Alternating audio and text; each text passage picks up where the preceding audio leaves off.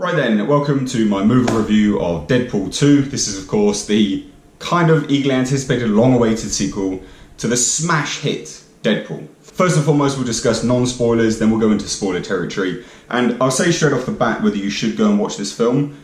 Yeah, you should. You absolutely should. If you are a fan of the original, you liked the first one, and you liked what it tried to do with being meta and a great portrayal of the character, go and watch this film. You'll have a good time. It's not all amazing, and it's not all bad either.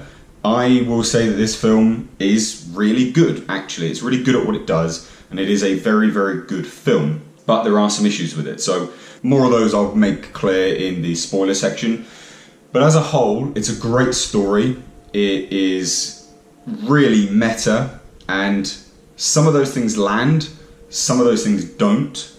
It's dependent on whether you're really into that stuff, but for me, I really liked the amount that they used in the first film, the kind of meta jokes and the fourth wall breaking humour.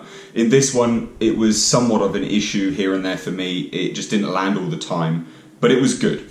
The story, basically, I can't go too much into details because otherwise it's basically just spoiler territory. We know from the trailers he's got to save a kid, we know Cable's back.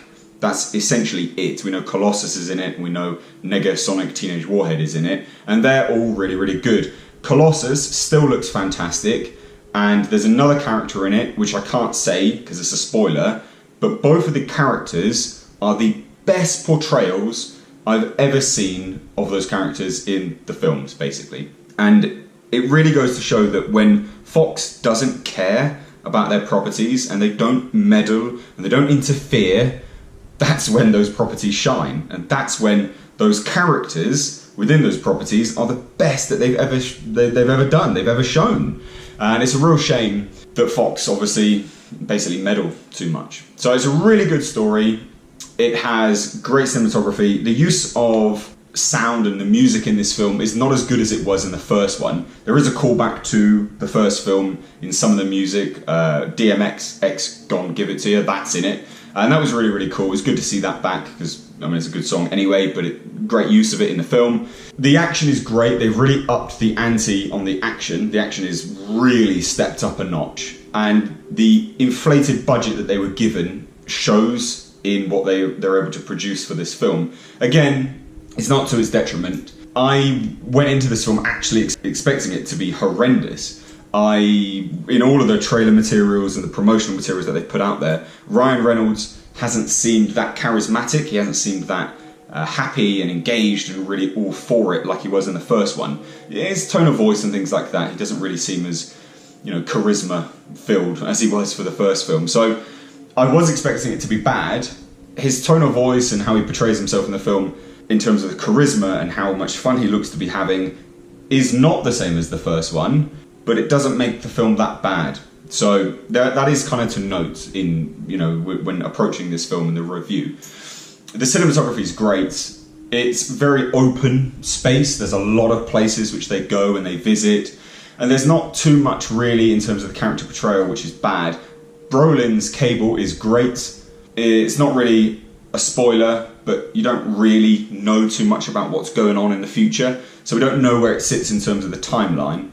And whether they're taking a lot from the comics or not. So, because obviously Cable traditionally is from a future with Apocalypse, and he has the techno-organic virus and things like that. I do know my comic books. But it doesn't go into too much detail with that. So it's not really a spoiler. They just don't really expand on it that much, which is not bad, because obviously we're seeing more of Cable in the future. We know that he's been confirmed that he will be back. So again, not a spoiler. But on a whole, go out and watch it. It's a very good film. If you liked the first one, you won't be disappointed with this movie. It is good. It's very much in the same vein as the first movie, but they just upped everything. And some of it lands, some of it doesn't. The post-credit scenes, there's a lot of them, so you need to stay for them. I got up halfway through and had to sit back down because I thought one of them was done. It wasn't. There was more. And they're really good. So stay for them because they are really, really good. So, spoiler warning, you've been warned, we're going to go into spoilers now. 3, 2, 1. Juggernaut is in this film. And he is fucking amazing. Absolutely amazing. It's the best depiction of the character you're ever going to see. You're never going to see the character look that good again. Absolutely not. I don't know who voiced him. It was all CGI, but it looked so good and so comic accurate and just really, like I said, when Fox don't give a shit about their characters and they're not meddling and they're not involving themselves, that's when their characters shine. And my God, that character shone. Like, it was so good. In terms of the story and kind of how things happen, basically, I mean, straight off the bat, you're going to be quite shocked with this movie because the love interest of Deadpool is killed. Straight away. Gone. Dead. Basically in the opening credits. Or prior to the credits. And I thought it was going to be a fake out, but it's not. And that's their kind of emotional hit for the film. Obviously in the first one it was she gets captured and the whole film basically revolves around that and all of the action is centered around that. This one, she dies and they were planning to have a child. Deadpool then tries to kill himself, sees her in, I guess, the afterlife or heaven. Maybe it was just a dream, but whatever. And she says, your heart's not in the right place yet. Obviously he's then trying to discover why. Comes across this child, puts it all together, that's why. The child is what you see in the trailers. Fire Fist, I think his name was. And he's really good. If no one's seen it, he's one of the main actors in Hunt for the Wilder People. He's really good in that film. I didn't know how he would be in this film. He's basically the same character, but with superpowers. And if you've seen Hunt for the Wilder People, you'll see what I mean. It's not bad. It just would have been good to see him act a little bit more and be a bit of a different person. But it's not bad. It's good to see him doing things. He was really good in it. So basically, Deadpool comes across this kid, and it so happens that a turn of events transpire that if this child kills the head of Essex House, basically, this is where everyone thought it would be Nathaniel Essex, aka Mr. Sinister. It's not. But basically, if he kills this guy that's been torturing all these mutants and stuff, he then goes mental, worldwide crazy, kills basically the entire world, and by default kills Josh Brolin's Cable's family. So that's why Cable is sent into the past. He sends himself into the past to kill this child, and that's how basically this whole thing transpires and everyone kind of comes together. That's good, that's the main story, and obviously it's Deadpool's need to satisfy this heart being in the right place, so then he can then go see his love interest in the afterlife, because then he tries to kill himself at the end of the film.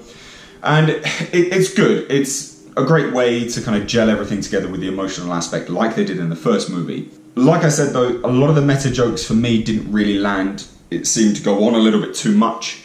There's the death scene at the end where Deadpool is trying to kill himself, basically. He does kill himself. And it's a bit long-winded. And it's a long movie, it's 2 hours. And that bit is a little bit too long for me. At that point I did want the film to be over. But they picked it back up and it was funny again, so I became back engaged again. But it's that kind of thing which just it hinders the engagement and the enjoyment of the film. There's a Juggernaut and Colossus fight, which is fucking amazing. And I mean, it's mind-blowingly good. It's so good. It's not very long, but you see these two massive characters, and they are the best portrayals you're ever going to see. I doubt we're going to get better ones than that. And they're going at it, they're going up against each other, they're throwing buses and cars, and it's a really good ending as well to the fights.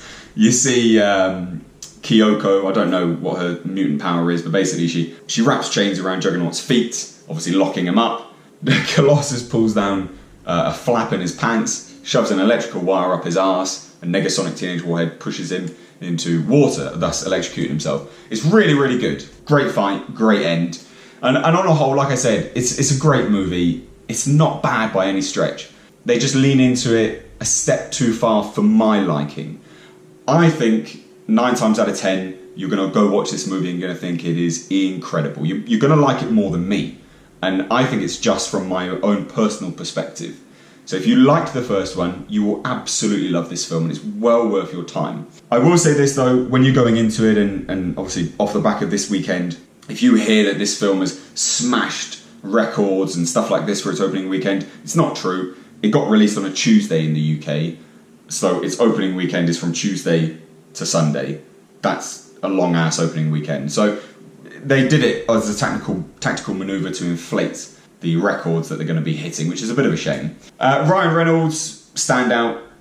I will say this, his writing credits on this film, because it's the first film he's got writing credits on, I'm not sure if they're overly deserved. I don't know what was his, what wasn't. Like I say, some of the jokes land, some of them don't.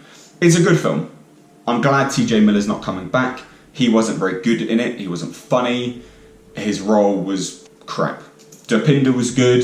It was all really, really good. You need to go and see it. Go out and watch it. And if you have seen it, let me know what you thought down below in the comment section. Whether you enjoyed it, whether you didn't like it. For me, they opened the movie very meta straight away.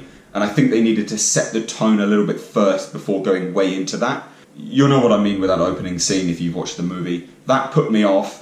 But then when they set the scene, I got into it. So let me know if you had that same reaction, because I would be intrigued to know. And if you're new to the channel, please do hit that subscribe button. If you are already subscribed, hit that bell notification, because otherwise you're not going to get notified of all my videos. YouTube has admitted they don't notify people, so it is an issue. Hit that notification button. Guys, I've been Mr. H, and I will catch you in the next video.